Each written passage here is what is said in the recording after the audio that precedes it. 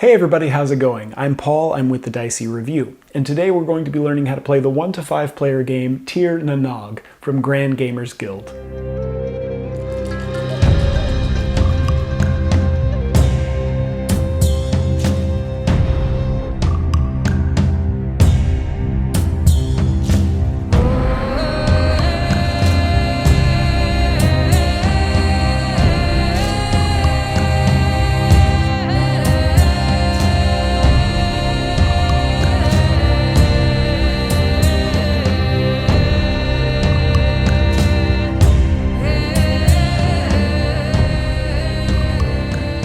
One thing I want to quickly mention is that this is an advanced copy, a Gamefound prototype copy.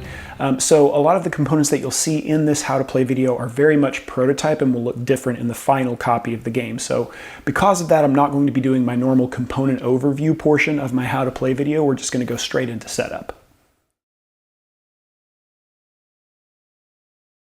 To begin setup, each player will find the regions of tir-na-nog card in their player color and choose the appropriate player count and place it face up in their area. In our example, we'll be setting up for a 3-player game. Next, each player will select a top, middle, and bottom row card that everyone will use for that game. If it's the first game being played, it's recommended that these cards with the first symbol be used. Then each player will receive 3 storyteller tokens of their color. Next, shuffle all of the encounter cards and deal 5 of those cards to each player. Then, with the remaining encounter cards, deal out a grid in the middle of the table that represents the other world. The number of cards in this grid will vary based on the player count.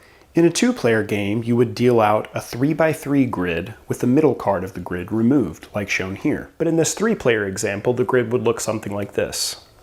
Then place the remaining encounter cards near the play area to create a draw pile, and make sure to leave room for a discard pile. The game also comes with a number of color change and value tokens which can be placed near the play area as well. Players may need to use these during gameplay. Once this is done, you're ready to play. You can choose a player to be the start player randomly, or the game suggests that the last player to tell a story could go first.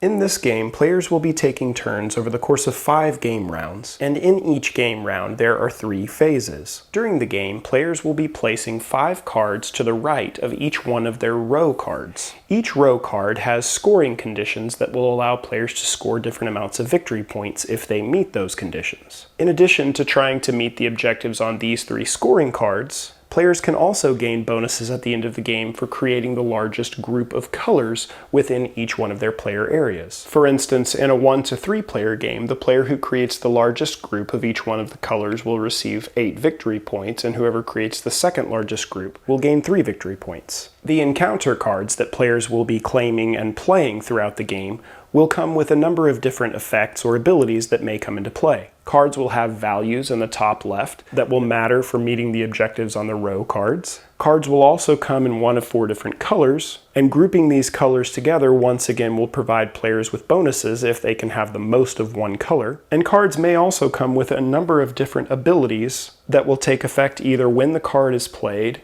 during in-game scoring, during the saga or journey phase, or will just provide an ongoing effect that may impact gameplay.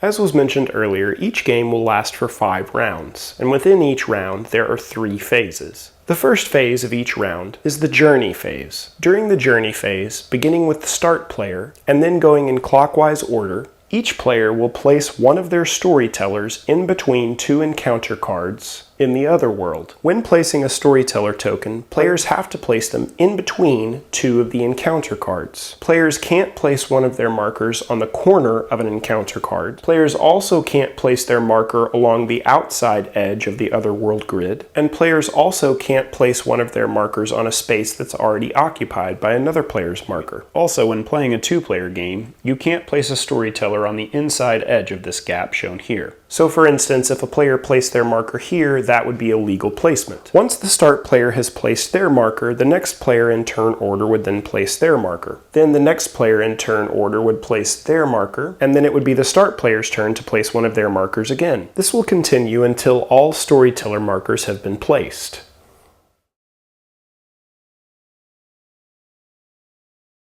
It will then be the saga phase. In the saga phase, the first player to take a turn is whoever is to the right of the first player, and then turns will be completed in counterclockwise order. So for instance, in our example, the gray player was the last player in the journey phase turn order, which means they would go first in the saga phase. In the saga phase, each player will take 3 turns, and on a player's turn, they'll complete 2 steps. The first step is selecting an encounter card. To do this, a player selects one encounter card adjacent to one of their storyteller tokens. So for instance, the gray player could select this card, and their storyteller would be placed back in their supply, and the card that they've selected would be added to their hand. That player would then select one of the cards from their hand, which could include the card that they've just selected, and they would then play that card in one of the rows to the right of one of their row cards. On a future turn, if this player were to play another card into one of their rows, they could either add to this top row by playing this card here,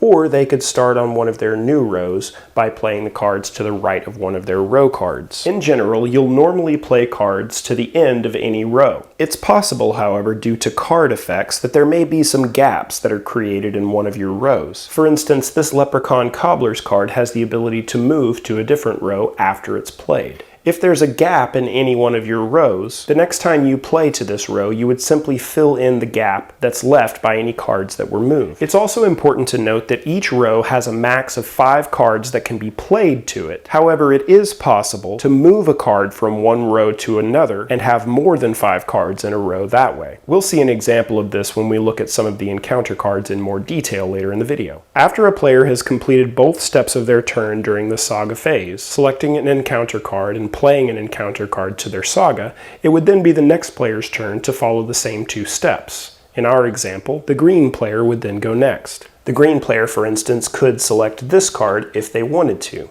As you can see, it's possible that some meeples that were placed by players could end up not being next to any cards on their turn. The tan player could select either one of these 2 cards or these 2 cards to claim on their turn. If it were to happen, however, that none of a player's storyteller tokens were next to a card that they could take on their turn, play would simply pass to the next player in turn order. These lost storytellers would take their turns in a later step.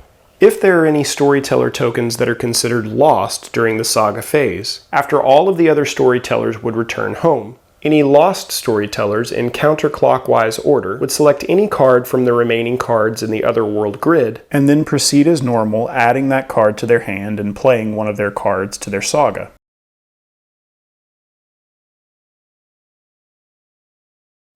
After all players have selected 3 encounter cards and played 3 encounter cards to their saga, it would then be the cleanup step. All players would first discard 1 card from their hand. After this step is done, players will always have a number of cards remaining in their hand equal to the remaining rounds in the game. Next, any remaining cards in the Otherworld would be discarded, a new grid would be dealt out, and then the first player marker would be passed to the next player in clockwise order. A new round would then begin.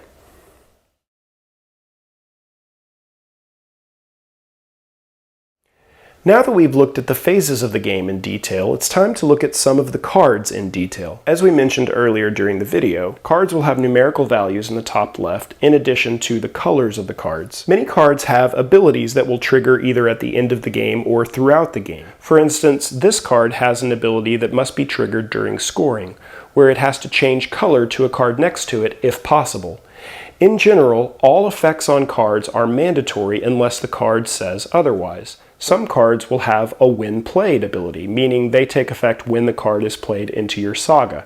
For instance, this card has an ability that says that you can swap out the position of any 2 cards in your saga when this card is played. Some cards have abilities that can take effect during a specific phase, like the saga phase or the journey phase, for instance. This card would allow you to immediately move one of your storytellers if they become lost to a new space. Some cards have the ability to change colors or values of either themselves or cards next to them. For instance, when this card is played, it states that you should change the colors of all cards next to it to green. When a card changes color or value, you can use the color change or the value change tokens to place on the card either in its color space on the top right or in its value space on the top left to show that this card is now a green card or a card of a different value, etc. When you're playing the game, you can't play more than 5 cards into each row of your saga. Moving a card that's already in your saga, however, is different than playing a card into your saga. For instance, this card has a when played effect that says you can move any card in your saga to the right of this card. So the player could, for instance, if they wanted to, move this Leprechaun Cobblers to the right of this card. This row would now have 6 cards instead of 5, which would potentially benefit this player during scoring. Normally, at the end of the game, each player will have 5 cards in each row, but it is possible, due to interactions like this, that some players may have one row that has more than 5 cards and some rows that have less. It's also possible that players may have a gap in their row if one card is moved due to an ability like this.